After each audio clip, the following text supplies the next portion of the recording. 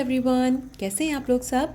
हम सबके लिए हमारा घर एक बहुत ही आरामदा जगह होती है ना। और अगर ये ऑर्गेनाइज्ड हो और हर चीज़ तरतीब के साथ जगह पे रखी हुई हो तो ये और भी रिलैक्सिंग और इनवाइटिंग हो जाता है। घर की चीज़ों को ना इधर उधर करना मेरी बचपन से ही आदत है, उसकी सेटिंग चेंज करना। अभी ना हम लोग एक बेडरूम का मेकओवर कर रहे हैं जो कि मेरी बेटी का बेडरूम है। और इसमें स्पेशली हम लोगों को ना एक कोज़ी सा कॉर्नर क्रिएट करना था।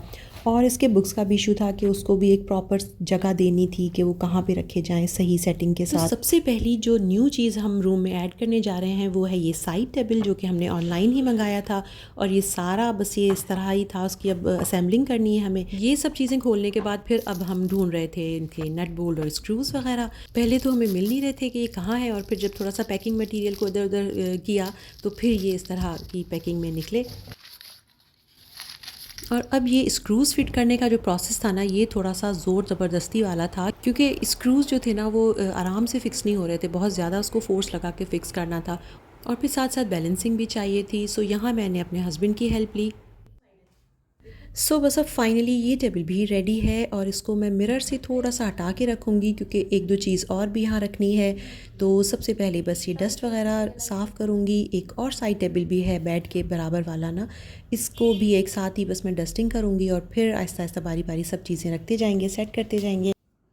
और ये बेटी मेरी को बिल्लियाँ बहुत पसंद है और उसे बड़ा शौक़ है कि बिल्ली पाली जाए घर में, मगर मुझे ऐसा कोई शौक़ नहीं है क्योंकि कौन उनका ख्याल रखे, उनको खाना वाना दे, उनकी जगह अलग से बनाए। बस एक सेरेमिक की बिल्ली हमने ले ली और वो उसके साइड टेबल पे रख दी है। एक और चीज़ जो ऐड करें यहाँ वो है ये बहुत ही कोज़ी सा रग है, जो कि फ़र का बना हुआ है, वाइट कलर में ही है। रूम का डेकोर अगर वाइट कलर में होना तो ये बहुत ही पीसफुल सा और एक ब्राइटर इफेक्ट देता है, और that will lead a happy mood also. और अब वाइट के साथ साथ ग्रीन को भी ऐड करने के लिए ये एक प्लांटर ऑर्डर किया था। इसमें एक प्लांट भी रखेंगे रियल वाला।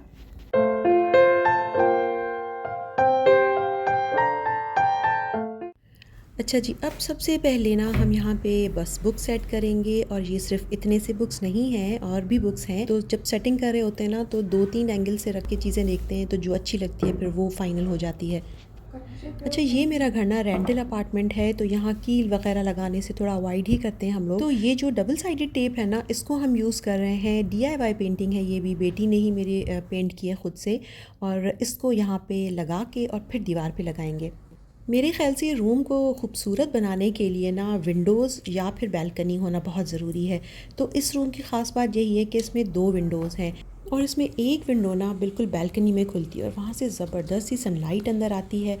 अभी भी इस वीडियो में ना मेकओवर के टाइम पे जो क्लिप्स बनाए हैं मैंने, काफ़ी ऐसे क्लिप्स हैं जिसमें बिल्कुल भी हमने लाइट नहीं ऑन की, और ये सारी सनलाइट पे ही वीडियो बनाई है। तो हो सकता है आपको थोड़ा सा ना डिफरेंट कलर्स और शेड्स नज़र आ रहे हों, बहुत एस्थेटिक सा लुक आ रहा हो।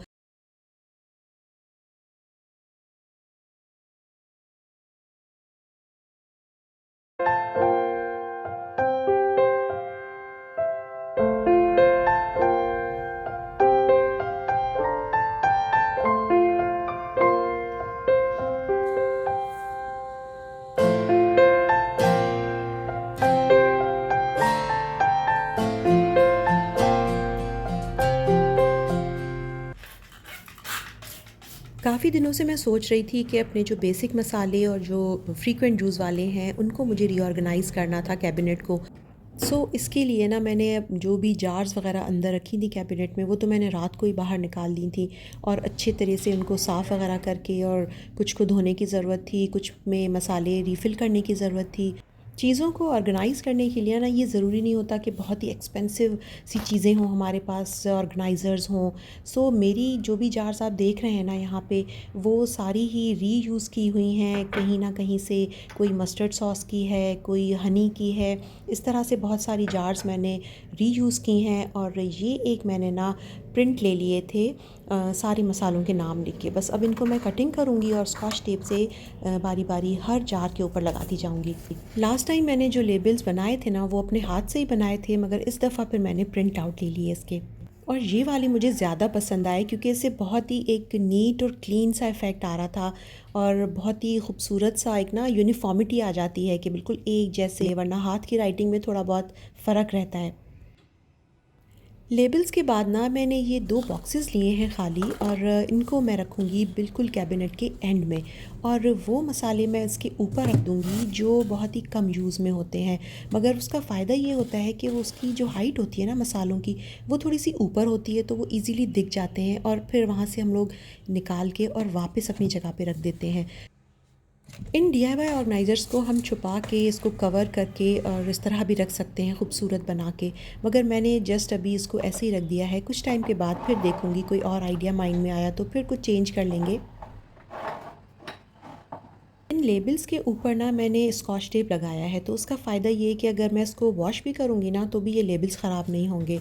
ये लेबल्स मार्केट में बने बनाए भी मिल रहे हैं, मगर अगर प्रिंटर वगैरह अवेलेबल हो ना घर में, तो ये हम लोग ख़ुद भी बना सकते हैं।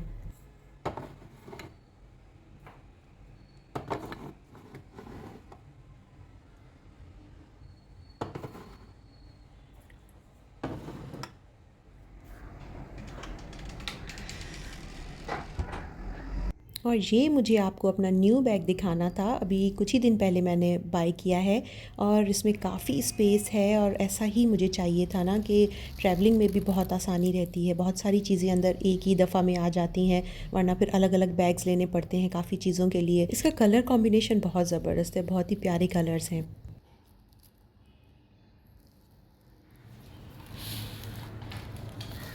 और इस पार्सल का ना मुझे शिद्दत से इंतज़ार था, ये दराज से मैंने ऑर्डर किया था, और ये एक इलेक्ट्रिक केटल है जो कि मैंने आफरीदी मार्ट से मंगाई है। शीबो मार्ट, शनवारी मार्ट और 2-3 और नाम से भी इनके स्टोर्स हैं दराज पे। अब हुआ ये कि मैंने जो ऑर्डर दिया था ना जिस तरह की केटल का, तो ये वो नहीं है। सो अब मैं इसे रिटर्न करूँगी। थैंक्स गॉड के दराज पे ये फैसिलिटी मौजूद है कि अगर चीज़ आपको सही नहीं मिलती तो आप रिटर्न कर सकते हैं, और आपके पैसे जो हैं वो या तो वॉलेट में आ जाएंगे आपके दराज के, या फिर आपको रिफ़ंड हो जाएंगे आपके बैंक अकाउंट में या इजी पैसा के थ्रू। इसके साथ ही वीडियो को अब यहीं पे एंड करूँगी। हंसते रहिए, मुस्कुराते रहिए, मेरी वीडियोज़ यूँ ही देखते रहिए। मिलते हैं अगली वीडियो में। Take care.